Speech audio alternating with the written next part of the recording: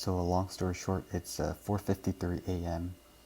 I'm in my dorm room. I'm editing the video, and it appears I forgot to record an intro, which is unbelievable for a professional like me to forget.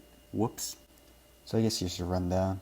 I basically just picked up 3 pieces of coral, and the scene you see right now is I'm trying to acclimate them, and I'm using reef dip if I don't mention that in the video. Well, so I guess here are the Black Friday deals that I got. All 3 of these costed about $50. I didn't get them shipped. They were from someone that was local, or a farm that was local.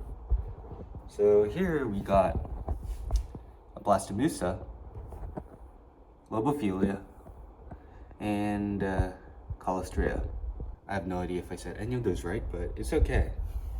Yeah, so currently I'm dipping them. Now it's 5:08 a.m.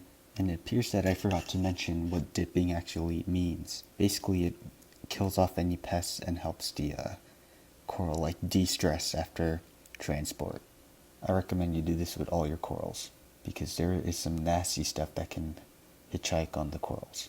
The most common that I've found so far are these really annoying snails and also flatworms. You do not want flatworms.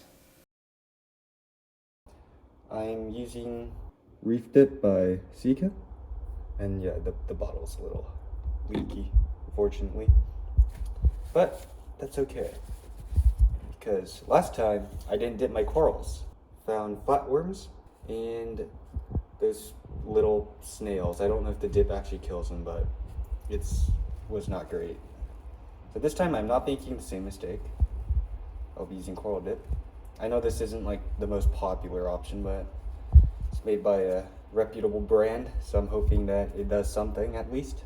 So I think right now the goal is to add the Lobophyllia right there, the Candycane like there, and the Blastomusa in like that corner.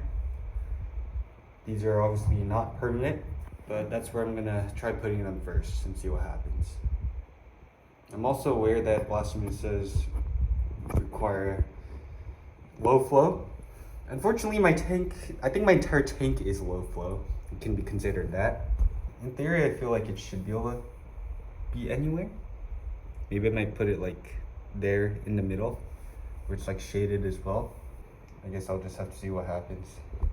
So it's been, I think like 3-4 hours since I've added these new corals to the tank. These are definitely not going to be the permanent spots, as I mentioned earlier, but they've started to open back up.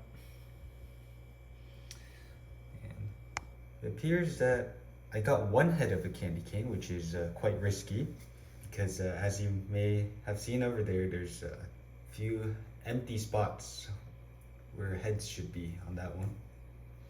But I'm confident, so I think that will be okay. The Blastomusa has opened up a lot, which is giving me hope that it will be fine as well.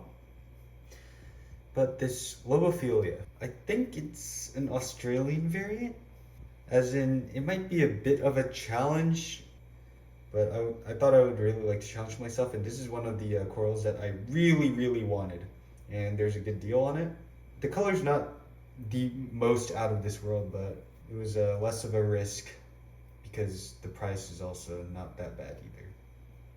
So this tank, you might notice a theme now. Oh geez, it's kind of become an LPS dominant tank, and that is definitely on purpose. I found that soft corals with their like, especially with that toadstool that I had a long time ago, really sad that I lost it, but it would like, the skin that it would shed and like the other crap that would put into the water, the other corals really did not like it. And I am definitely not the best when it comes to remembering to change out the carbon. So I thought that would help with ease of maintenance. So I decided against going with soft corals. Also, these LPS corals will grow a bit more controllably. They're all kind of branching, I guess. None of them really encrust onto the rock. So I thought that would also help with ease of maintenance in the long term. Because nowadays I'm not even really home that often because of school. So that is why I decided to make this an LPS tank. And Carl's doing it just as well. Still need to find a friend for Carl though. And also maybe if I can get rid of this cyanobacteria and like for good, I might get like a rose bubble tip anemone. Hopefully it settles like here. It definitely won't, but I'll consider an anemone. Also, I do recall in my last video saying that the tank has stabilized, but when I look back at that video, the glass is like completely covered with algae. There's algae everywhere on the rock. It still looks awful. It looked way worse than this. So it's kind of interesting in the reefing hobby to notice how far you've come. And that's also the reason I'm doing this YouTube channel. It's kind of like a video journal. So when something goes wrong, I can compare it to a video that I had before. And I honestly, for those of you that are starting a reef tank, do something similar.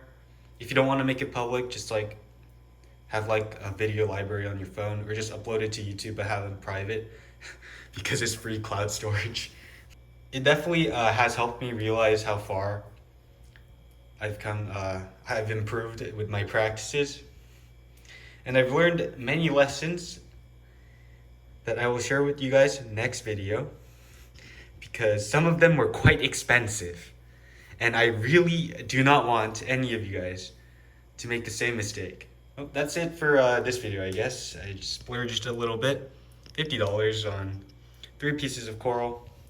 I'm pretty happy with the purchase, and maybe this time I'll actually be able to grow them out into nice big colonies. Thanks for watching. Goodbye.